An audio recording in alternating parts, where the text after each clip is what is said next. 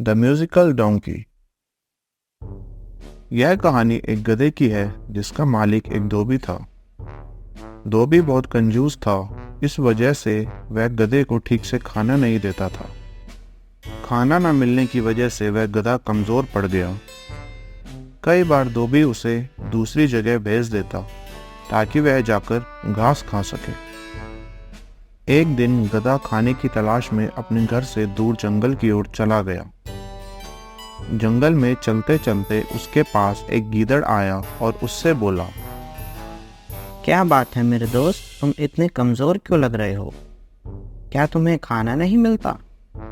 यह सुनकर गधा उदास हो गया और गीदड़ से बोला, मेरे जीवन में बहुत दुख है मेरे दोस्त। मेरा मालिक मुझे ठीक से खाना नहीं देता और इसी वजह से मैं कमज़ोर हो चुका हूँ। वह मुझे यूं ही छोड़ देता है और देखो, आज भी उसने मुझे घास चरने के लिए छोड़ दिया। मैं चलते चलते यहाँ आ गया। यह सुनकर गीदड़ को भी उस गधे पर दया आ गई। तब उसने गधे से कहा, तुम चिंता मत करो, मेरे पास पेट भरने का बहुत ही अच्छा इंतज़ाम है। यहाँ से कुछ ही दूर एक बाग है। उस बाग में स्वादिष्ट सब्जियाँ और फल हैं। वह सब्जी और फल खाकर हम वापस से तंदुरुस्त हो जाएंगे। मैं तो वहीं जाकर अपना पेट भरता हूँ। उस बाग में जाने का एक छोटा सा रास्ता है। चलो आओ, मैं तुम्हें वहाँ लेकर जाता हूँ। गधे को गीदड़ की बात अच्छी लगी और उसे भूख भी लगी थी। इस वजह से वह गीदड़ के साथ बाग की ओर चला गया। चलते हुए दोनों बाग के नजदीक पहुंच गए। फिर गीदड़ ने उससे कहा, अब इंतज़ार की घड़ी ख़त्म हो चुकी है मेरे दोस्त। आज तुम ऐसा स्वादिष्ट और लजीज फल सब्जियां खाओगे जिसे तुमने कभी खाया नहीं होगा। चलो आओ मेरे पीछे, मैं तुम्हें अंदर लेकर चलता हूँ। यह कहकर वह गीदड़ अंदर चला गया और उसके पीछे पीछे गधा भी अंदर चला गया। बाग के अंदर जाते ही गधे ने देखा कि वहां ढेर सारी सब्जियां और फल हैं। दोनों ने मिलकर पेट भरकर खाना खाया और फिर उसके बाद वहां से चले गए। अब वह गधा खुश था, इसलिए गधे ने निर्णय किया कि वह घर वापस नहीं जाएगा और अपने दोस्त के साथ यहीं रहेगा। वे दोनों रोज उस बाग में जाकर अपना पेट भरते थे। दोनों का जीवन अच्छा चल रहा था और गधा तंदुरुस्त हो चुका था। एक दिन दोनों बाग में गए। वहां गधे ने जमकर फल और सब्जियां खाई। उसका पेट इतना भर गया था कि वह अपना होश खो बैठा। तभी उसने अपने दोस्त गीदड़ से कहा, दोस्त, क्या तुम जानते हो, मैं बहुत अच्छा गाना गाता हूँ और मैं तुम्हें अभी गाना गाकर सुनाऊंगा। यह सुनते ही गीदड़ घबरा गया, क्योंकि गधे के गाना गाने से उसकी आवाज बाग के मालिक तक पहुंच जाती। ऐसे में बाग का मालिक दोनों को पकड़ने वहां आ जाता। इसी वजह से गीदड़ ने गधे को शांत कराने की कोशिश की और कहा, अरे मेरे दोस्त, गधे थोड़ी ना अच्छा गाना गाते हैं। यह सुनकर गधे ने कहा, गधे बहुत अच्छा गाना गाते हैं। वे मधुर स्वर में करके गाना गाते हैं। गीदड़ समझ चुका था कि गधे को चुप नहीं किया जा सकता। इस वजह से उसने वहां से निकलने के बारे में सोचा।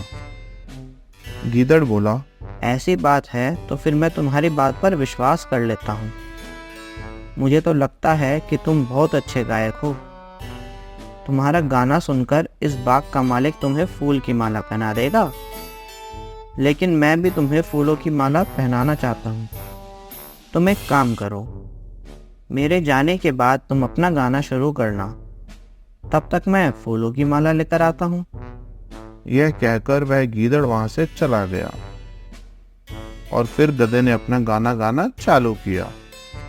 उसकी आवाज सुनकर बाग का मालिक दौड़ते दौड़ते उसके पास आ गया।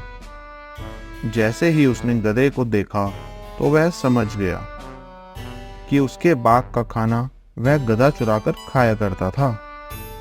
ऐसे में उसने उस गधे की खूब पिटाई की और वहां से भगा दिया। इस कहानी से हमें यह सीख मिलती है कि अगर कोई हमारी भलाई की बातें कर रहा है और कुछ अच्छी बात समझाने की कोशिश कर रहा है तो हमें उसकी बात माननी चाहिए। कभी कभी ऐसे लोगों की बात ना मानने से हम मुसीबत में पड़ जाते हैं। इस कहानी में भी गीदड़ ने गधे को अच्छे से समझाया, लेकिन गधे ने गीदड़ की बात नहीं मानी और वह पकड़ा गया।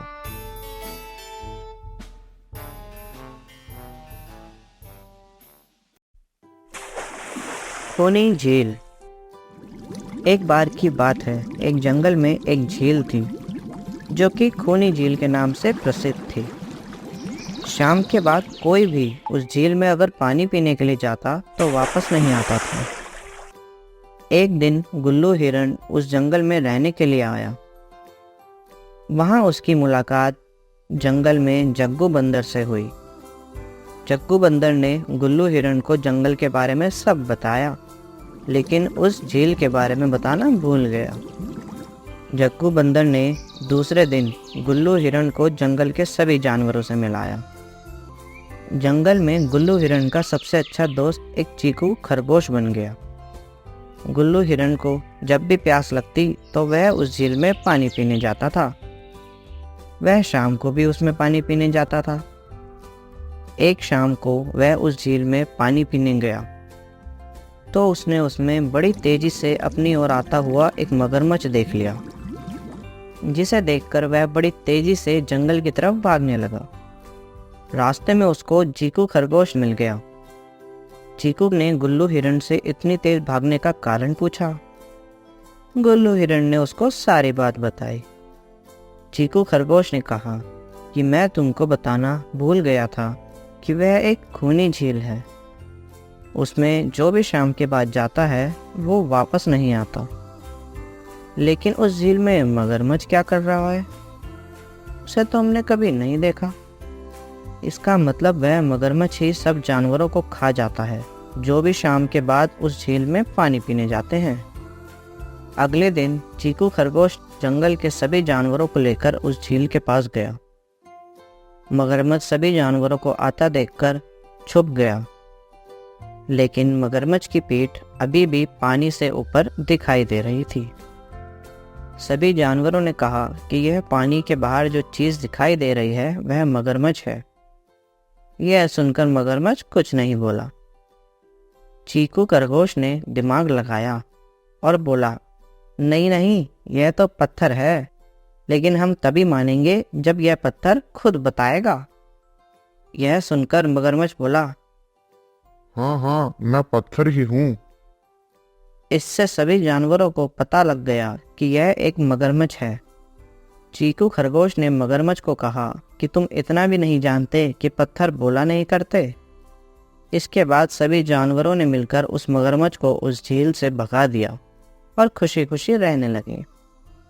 इस कहानी से हमें यह सीख मिलती है कि यदि हम किसी भी मुसीबत का सामना बिना घबराए और मिलकर करते हैं तो उससे छुटकारा पा सकते हैं।